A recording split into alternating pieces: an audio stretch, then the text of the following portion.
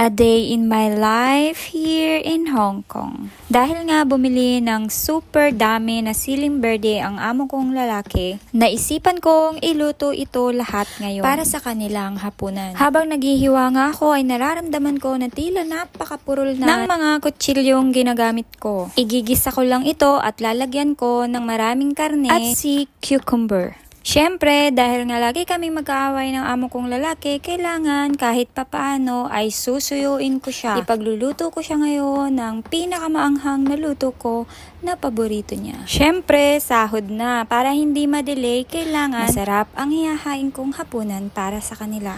Eto nga po palang lean pork na ginagamit ko ngayon ay minarinate ko na kagabi pa with salt and pepper at nilagyan ko po ito ng onting rice wine. Una po ay iginisa ko muna ito sa ginger nang hindi masyadong luto. Pagkatapos ay iseset aside ko ito at maggigisa ako ng sibuyas at saka ko ngayon siya igigisa uli. Kasama na po ang sea cucumber. Pagkatapos po nito ay igigisa ko lang ito ng onte at lalagyan ko ito ng rice wine pang patanggal po ng lansa ng sea cucumber, chicken powder at saka pepper. Kasunod po nun ay ilalagay ko na lahat ng siling berdeng hiniwa ko. Kasabay nito, lalagyan ko po ito ng Sichuan chili paste sauce. Pagkatapos po niyan ay papatayin ko na muna ang apoy dahil half cook ko lang siyang iluluto. Mamaya pagbalik namin galing activity, lalagyan ko pa po yan ng additional na pulang sili para po talaga ramdam ng amo ko ang anghang. Siyempre kapag sahod na, kailangan iparamdam natin ang pangangailangan para madali ko nang makukuha yung sahod ko.